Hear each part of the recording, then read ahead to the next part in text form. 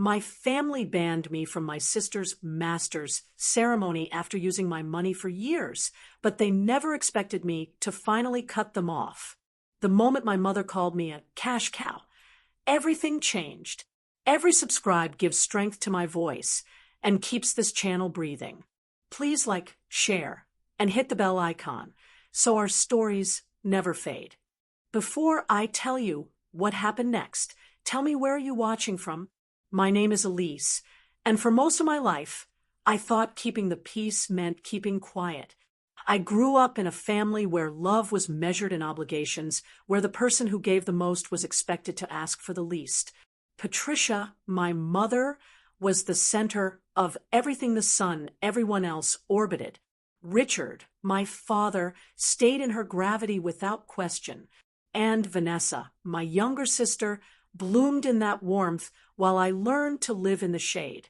I moved to Portland in my 20s, chasing a career in fintech and a version of independence I didn't yet understand. But even from 1,000 miles away, the family pattern never changed. It started the week I got my first job. Patricia called, sounding proud and tired all at once. She said Vanessa's medical school fees had come in and asked if I could help just this once. I said yes before I even thought about it. By the end of that year, once had turned into every semester, every book, every off-campus expense she needed to thrive. Vanessa never thanked me. Patricia stopped pretending it was temporary. Richard kept the peace by staying silent. And every time I hesitated, my mother would lace her voice with disappointment, the kind that made you feel ungrateful for even questioning.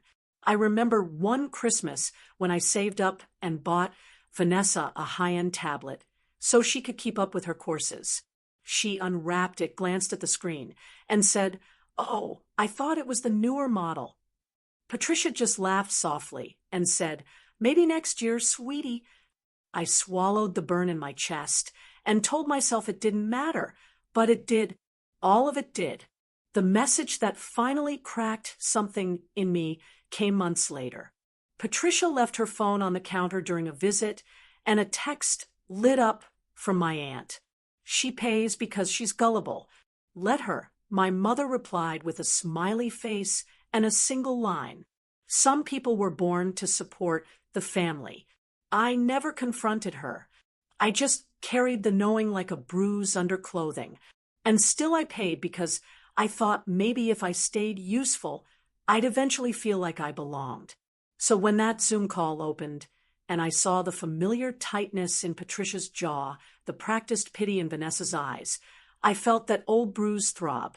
But I didn't yet know that this one time, I wouldn't swallow it back. The days leading up to that Zoom call felt off, like the air before a storm. Vanessa had been quieter than usual, which never meant peace, only plotting. Patricia sent me a string of clipped messages asking if the next cycle of fees had processed. She didn't say please. She never did. I told myself it was normal, that helping was what I'd always done. But something in my chest felt tight, uneasy. The unease snapped into clarity when my bank flagged unusual activity.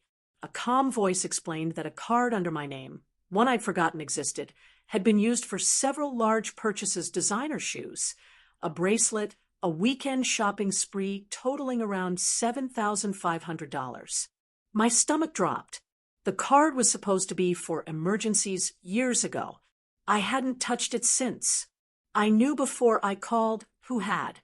Patricia laughed when I brought it up. "You're being dramatic. Vanessa needed a few things for her ceremony. Don't ruin the moment." Ruin the moment, as if I was the one taking something from them. Later that night, still shaking, I checked my accounts. 2 more cards, both under my name, had been quietly maxed out. Payments I'd never approved. Subscriptions I'd never used. Each charge linked back to my family's address or one of Vanessa's accounts. My breath came shallow. This wasn't carelessness. This was expectation. Entitlement hardened into habit. And then came the final blow. A screenshot accidentally forwarded from Vanessa's group chat. My name at the top. Her message underneath: don't worry about money. Elise exists for that. She's basically our cash cow. I stared at that line for a long time, feeling something inside me go still.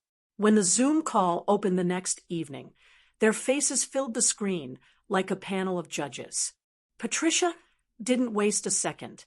"We don't want to see your face at her master's ceremony," she said, her voice clipped with authority. Vanessa sat smugly next to her, arms crossed like she'd earned the right to ban me. My throat tightened, but I kept my face calm while Patricia waved a hand. "This isn't about you. Don't make it about you. Vanessa needs a peaceful day." Vanessa added, "Yeah, you always make everything tense. Just stay home. It's better for everyone." Richard looked at the floor and said nothing. Once that kind of dismissal would have gutted me. I would have apologized, tried to fix whatever imagined problem they'd created. But the insult and the theft, the years of quiet taking, they clicked into place like a lock turning. My voice came out low, steady. "Then you'll never see my money again." Patricia blinked as if the words didn't compute. Vanessa scoffed. But I meant every syllable. That sentence didn't just leave my mouth. It left a life I was done living. When the Zoom call ended, the apartment felt strangely quiet, as if the walls themselves were waiting to see what I would do. For the first time in years, I didn't rush to fix anything. I didn't replay their words, searching for ways to smooth them over. I just sat there, letting the silence settle over me like a blanket I'd forgotten I owned. Then I opened my laptop. The screen's glow washed across my desk as I signed into the tuition portal.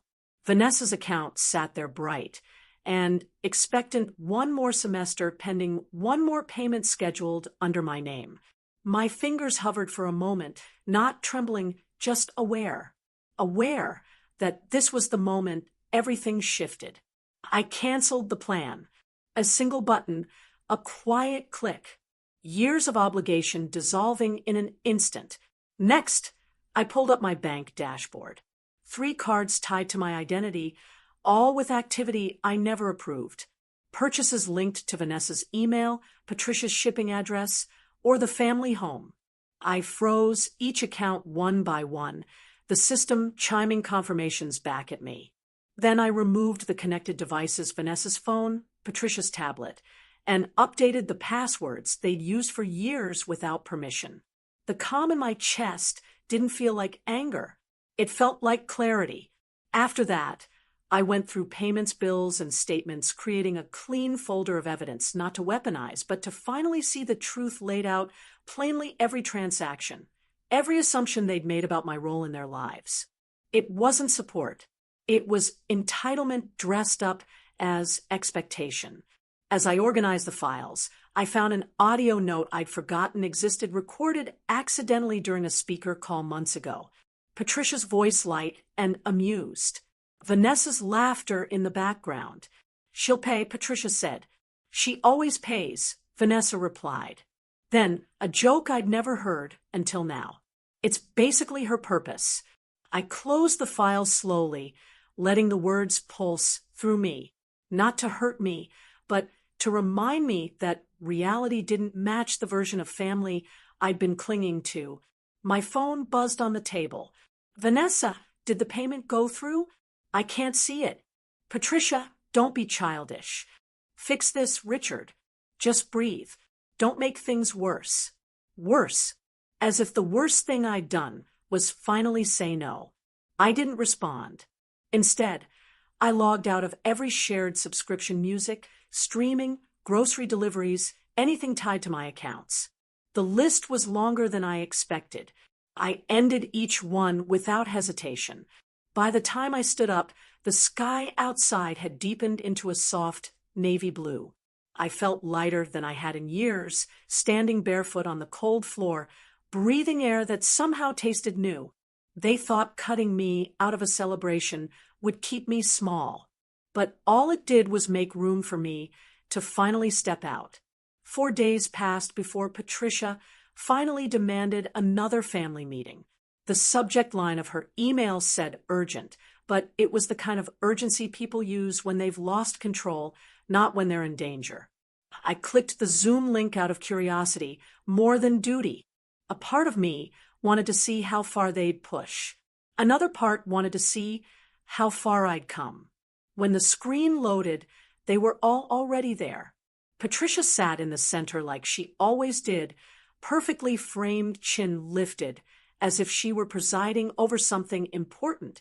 Vanessa lounged beside her, makeup flawless, eyes tight, with irritation instead of gratitude. Richard hovered near the back of the living room, hands in his pockets, looking smaller than I remembered. Finally, Patricia snapped, as if I were late. "We need to address your behavior." "My behavior?" "Of course." I said nothing. Silence was a new language for me, one they didn't understand yet. She continued, "Vanessa's master's ceremony is in less than 2 weeks. They won't let her walk unless the outstanding balance is paid. You know this. You've always handled it. So fix it." Vanessa rolled her eyes. "I don't get why you're making this a big deal. You're the one with the career. Just do what you always do." There was a brief moment where I wondered if they truly didn't see it. The theft, the manipulation, the entitlement, or maybe they saw it all along and simply didn't care. That's when it clicked. The problem had never been their blindness. It had been my willingness. "I'm not paying," I said calmly. Patricia's lips curved into disbelief. "Don't be ridiculous. You're angry, fine, but don't sabotage your sister out of spite." "I'm not sabotaging her," I replied. "I'm stepping out of a role I never agreed to play." Richard finally lifted his head. "Let's not escalate. We can talk this through." "Talk." I let out a soft breath. "You never talk. You all tell." Vanessa scoffed loudly. "This is so dramatic. You act like we've done something to you." I clicked a button on my screen. A window opened my folder. Payments, bills, statements, organized in quiet, damning rows. "What is this?" Patricia demanded. "The truth," I said. I shared my screen, letting the numbers speak first. The unauthorized purchases, the recurring charges, the cards linked to Vanessa's email, the shipping addresses matching the family home, the emergency card used for luxury items. Vanessa's mouth tightened.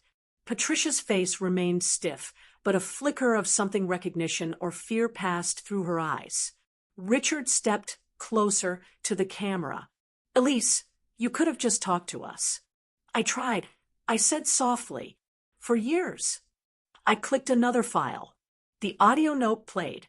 Patricia's voice echoed through all our speakers. "She'll pay." Vanessa's laugh followed. "She always pays." Then the line that had rooted itself in me like a splinter. "It's basically her purpose." When the recording ended, no one spoke. Even Vanessa's performative confidence faltered. Patricia found her voice first. "I can't believe you recorded us."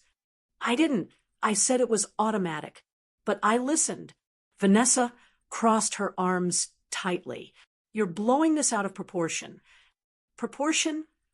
I repeated. "You stole my identity. You used my credit. You impersonated me to reinstate the tuition plan. The school emailed me about it." That landed hard. Vanessa's cheeks flushed red. "That was a misunderstanding. It was fraud." I cut in still calm. "And I'm choosing not to press charges. For now." Patricia's composure cracked. "Charges against your own sister. What is wrong with you?" "What's wrong?" I replied. "Is that you raised her to believe she could do it." Richard finally spoke, barely above a whisper. "Elise, we didn't know it got this far." "Yes, you did," I said. "You just didn't want to stop it." Patricia slammed her hand on the table. "Enough. You are not destroying this family because of a few misunderstandings. Vanessa deserves her moment. You owe it to us, too." I leaned forward, voice low and steady. "I don't owe you anything." The sentence hit them like a physical force. Vanessa blinked rapidly.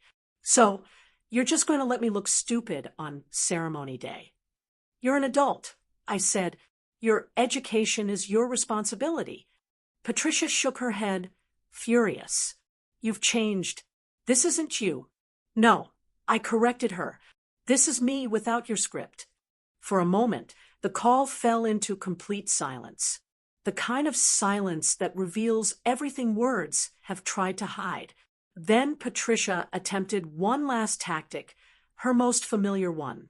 If you walk away now, don't expect this family to welcome you back. I felt the fear rise, the old conditioned panic of losing them. Then it faded, replaced by something stronger. I'm not walking away from family. I said, I'm walking away from people who never acted like mine. Vanessa stood up abruptly, knocking something over. You're selfish, ungrateful. You've always been jealous of me. Jealous of the person who weaponized my generosity. It would have been funny if it hadn't been so sad. I hope someday, I said quietly, you understand the difference between support and exploitation. Patricia glared at me as if hate alone could force compliance. You'll regret this. Maybe once I would have, but not now. I already did my regretting. I replied, I'm done. I hovered over the leave meeting button. Their faces blurred into a single desperate tableau. Anger, confusion, fear, all tangled into the same expression they'd worn every time their control slipped. For the first time, I didn't shrink. I wish you well, I said softly, but I'm finished being the one who pays for your peace. Then I clicked the button. The screen went dark. The call ended, and for the first time in my life, something began. In the weeks that followed, the echo of that call settled into a strange quiet. No more demands, no more guilt-laced messages, just silence sharp at first, then oddly peaceful. The first real update came from the university, a polite notice confirming that due to unresolved payments and an attempted impersonation on the account, Vanessa would not be permitted to participate in the ceremony. They didn't mention my name, but the implication was clear. Someone had finally told her no. I didn't celebrate. I didn't gloat. I just sat in my Portland apartment, sunlight slipping across the hardwood floor, and let the weight of 10 years lift off my shoulders. A few days later, Richard showed up unannounced. He stood in the lobby like a man who wasn't sure he'd be allowed in. When I opened the door, he didn't try to hug me. He just looked tired. She's devastated. He said, Your mother? She's pretending everything's fine. But it's not. We didn't realize how much we leaned on you. I didn't argue. I didn't soothe him. I simply said, You leaned because I never stepped aside. He nodded slowly. Are you coming back? I shook my head. Not unless the terms change. He didn't try to change my mind. Maybe for the first time he understood. He left with a quiet goodbye that didn't feel like an ending, just a shift. And for once, the silence he left behind felt like mine. I used to believe family meant endurance, that loving them meant letting myself be drained. But the day they told me I wasn't welcome, I finally understood love without respect isn't love at all. So I walked away quietly, fully for good. And in that space, I found something I'd been missing my whole life myself. If any part of my story echoes yours, share it in the comments and subscribe so you don't face it alone.